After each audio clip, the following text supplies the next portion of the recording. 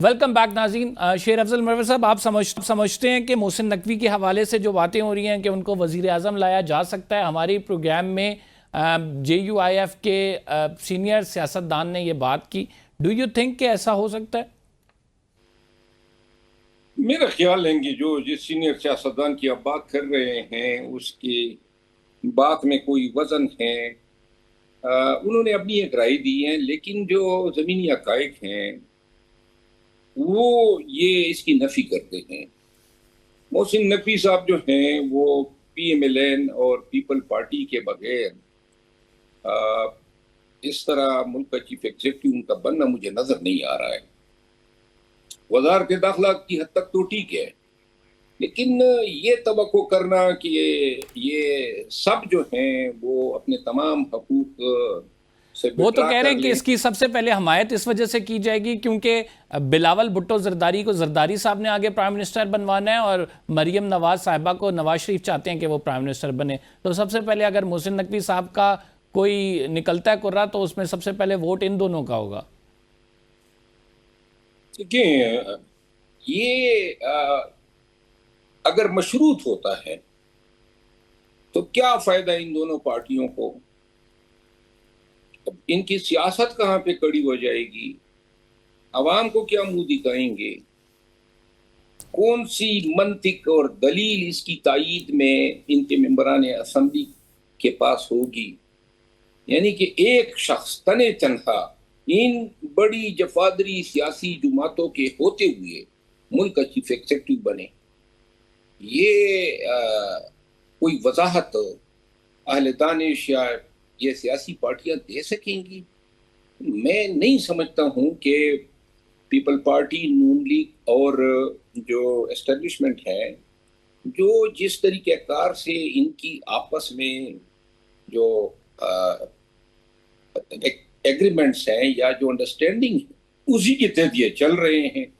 اور کہیں پر بھی یہ نہیں سوچا گیا تھا کہ اس کو ایسے اثرینو ان خطوط پہ استوار کیا جائے گا.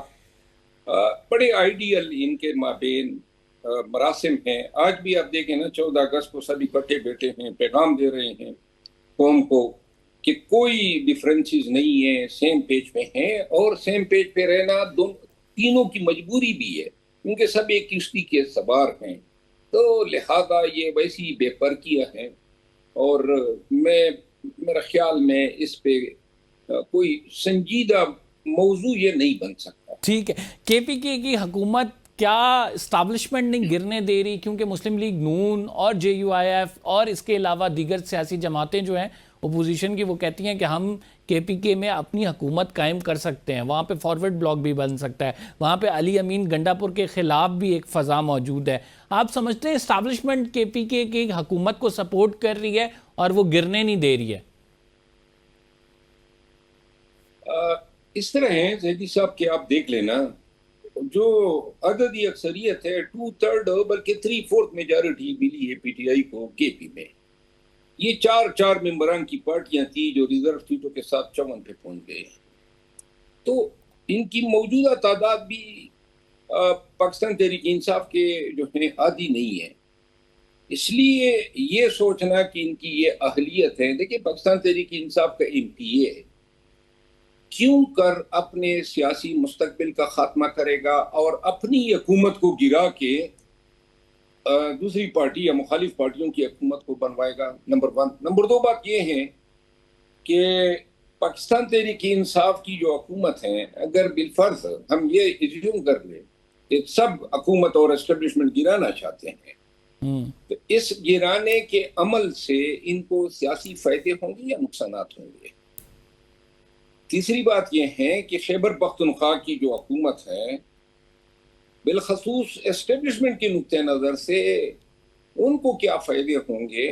مزید جو ہمدردی کا ایلیمنٹ ہے وہ پی ٹی آئی کے حق میں جائے گا. اور اگر پی ٹی آئی کو نظام یہاں سے بھی فارغ کر دیں تو میرا خیال نہیں ہے کہ اس نظام کے ساتھ چلنے کی پاکستانیوں کی کوئی رتی برابر خواہش باقی رہے گی.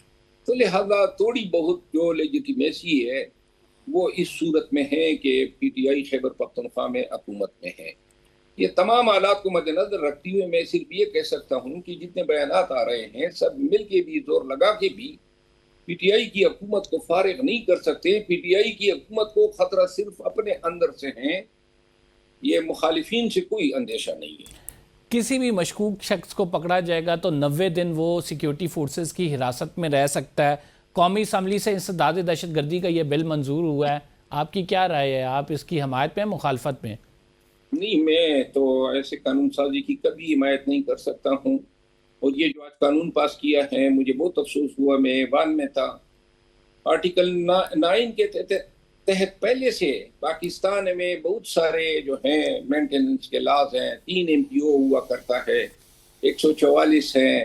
اس کے علاوہ اسپیشل لاز ہیں جو پاکستانیوں کی آزادیوں پہ قدغن لگاتا ہے. آج یہ جو قانون جب یہ نومبر 2024 میں پیش ہوا تھا تو اس وقت بھی Amnesty International, Human Rights Watch, human rights organisation اور پاکستان ہیومن رائٹس کمیشن نے اس کی مذمت کی تھی. یہ قانون جو ہے میں آپ کے توسط سے آپ کے ناظرین کو بتانا چاہتا ہوں، وہ یہ کہتا ہے کہ انسداد دہشت گردی کے قوانین کے تحت کسی شخص کے خلاف اگر آرمڈ فورسز یا سول آرمڈ فورسز یا کسی کریڈیبل بنیاد پہ کوئی استغاثہ آتا ہے تو اس کو 3 ماہ تک پابند سلاسل رکھا جا سکتا ہے.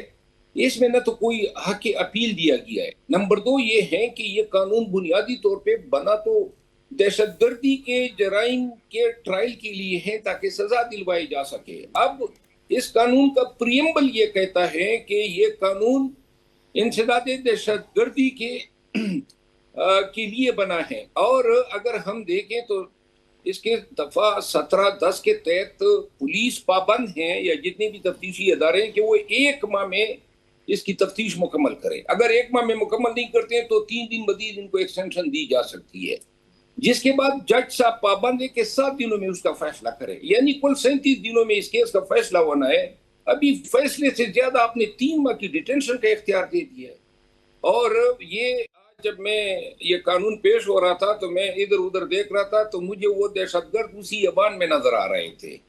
یہ قانون میں جو امینڈمنٹ ہوئی ہے یہ صرف سیاسی ضروریات کو کیٹر کرنے کے لیے ہوئی ہیں. اس سے جو چابک مارے جائیں گے ان MNAs اور سینیٹرز کو مارے جائیں گے. تو لہذا یہ بنیادی انسانی حقوق، انسانی آزادی اور سپریم کورٹ کے متعدد فیصلوں سے متصادم ہے. یہ قانون لازماً چیلنج ہوگا. یہ حتیٰ کہ انسداد دہشت گردی ایکٹ 1997 سے بھی متصادم ہے. آرٹیکل 9، آرٹیکل 10، آرٹیکل 10A اور اس کے علاوہ آرٹیکل 14، آرٹیکل 25، آرٹیکل 4 ان سب سے متصادم ہے. یہ قانون بنانے کی اور بالخصوص 13 اگست کو قوم کو دینے کی کوئی تک نہیں تھی. صحیح. بہت بہت شکریہ شیر افضل مروت صاحب. ناظرین ہمارے ساتھ موجود تھے، اپنی کر رہے تھے پروگرام میں. ایک چھوٹا سا بریک لے رہے ہیں. فواد چودھری صاحب ہمیں جوائن کریں گے، آپ کہیں مت جائیے گا.